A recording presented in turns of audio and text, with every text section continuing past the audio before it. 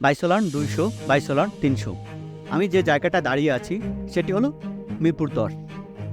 এখানে যে জায়গাটা দেখতে পাচ্ছেন এটাকে বলে ফুটপাত, এবং এই ফুটপাতে যারা বেচা কিনা করে বা দোকানদার তাদেরকে বলা হয় হকার। এই দোকানগুলোর পিছনে আছে বিভিন্ন শোরুম,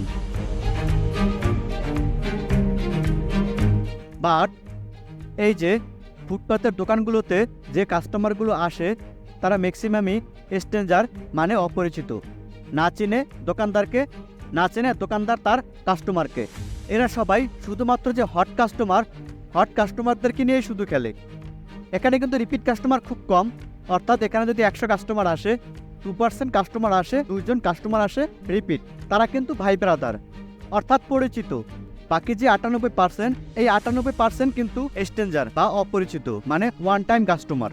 ওয়ান টাইম কাস্টমারগুলো ম্যাক্সিমাম ক্ষেত্রেই হট কাস্টমার হয়। এই ওয়ান টাইম কাস্টমার নিয়ে যখন আপনারা খেলবেন বা হট কাস্টমারের কাছে যখন আপনারা সেল করতে যাবেন, তখন কিন্তু তাদেরকে রিপিট কাস্টমার বানানো অনেক টাফ।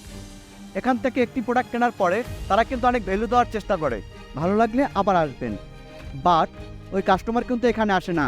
এখান থেকে যতগুলো কাস্টমার আসবে কোনো কাস্টমারই রিপিট হওয়ার চান্স খুব কম, বাট যারা রিপিট হচ্ছে শুধুমাত্র তারা ভাই ব্রাদার। বাট এগুলোর পিছনে যে শোরুমগুলো দেখতে পাচ্ছেন, এই যে পিছনে যে শোরুমগুলো দেখতে পাচ্ছেন, এই শোরুমগুলোতে কিন্তু প্রচুর পরিমাণে রিপিট কাস্টমার আছে। এর কারণ হলো মেইনলি তাদের ব্র্যান্ডিং।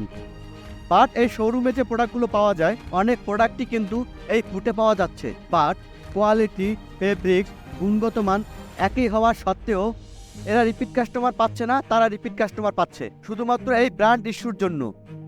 স্ট্রেঞ্জার বা অপরিচিত কাস্টমারগুলো এরা কিন্তু ভ্রমর, অর্থাৎ এরা কিন্তু ঘুরে ঘুরে প্রোডাক্ট ক্রয় করে, আজকে এই পেজ থেকে, কালকে ওই পেজ থেকে, পরশু আর এক পেজ থেকে, অর্থাৎ যখনই যেখানে দাম কম পাবে সেখান থেকে তারা প্রোডাক্ট ক্রয় করবে, অর্থাৎ তাদেরকে রিপিট কাস্টমার বানানো অনেক টাফ। তাই আপনাকে খেলতে হবে কোল্ড কাস্টমার নিয়ে। অফলাইনে যেরকম ফুটপাত আছে অনলাইনেও তেমনি ফুটপাত আছে, অফলাইনে যেরকম হকার আছে অনলাইনেও তেমনি হকার আছে। ঠিক আপনার কন্টেন্টটা যদি এরকম হকার স্টাইলে কন্টেন্ট হয় তাহলে কিন্তু আপনি কিছু হট কাস্টমার পাবেন। এই যে হট কাস্টমাররা কিন্তু সবসময় আপনার পেজে কানেক্টেড থাকবে না বা আপনার বিজনেসের সাথে কানেক্ট থাকবে না। এক সময় কি হবে, এই যে হট কাস্টমারগুলো এক সময় কি আর পাবেন না, না পাওয়ার কারণে কি হবে, আপনার বিজনেস আস্তে আস্তে ডাউন হয়ে যাবে। আর যখনই আপনার বিজনেস ডাউন হয়ে যায় তখনই আপনাদের মাথা খারাপ হয়ে যায়। আসলে প্রবলেমটা কোথায় ছিল, আমাদের কন্টেন্টে ছিল নাকি মার্কেটিং স্ট্র্যাটেজিতে ছিল? অর্থাৎ আপনার প্রবলেমটা দুই জায়গায় ছিল, মার্কেটিং স্ট্র্যাটেজিতেও ছিল, কন্টেন্ট স্ট্র্যাটেজিতেও ছিল। তো এই বিজনেসকে যখন আপনি আপ করতে যাবেন তখন কিন্তু আপনাকে হার্ড অ্যান্ড সোল পরিশ্রম করতে হয়। অনেক সময় হাজারো চেষ্টার পরও আপনার বিজনেস কিন্তু ক্যারি আপ হয় না। তো আপনি যদি আপনার বিজনেসকে সাস্টেনেবল বিজনেসে পরিণত করতে চান এবং লং টাইম বিজনেস করতে চান, তাহলে আপনাকে কিন্তু আসতে হবে ফানেল কন্টেন্ট স্ট্র্যাটেজিতে। আপনি যখন ফানেল কন্টেন্ট স্ট্র্যাটেজি নিয়ে কাজ করবেন তখনই শুধুমাত্র আপনার বিজনেস সাস্টেনেবল করা সম্ভব। এছাড়া কখনই আপনি আপনার বিজনেসকে সাস্টেনেবল করতে পারবেন না।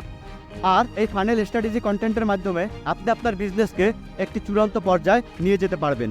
সবার বিজনেস ভালো হোক, সুন্দর হোক, এই কামনায় আমি আসাদুজ্জামান শিমুল। আসসালামু আলাইকুম।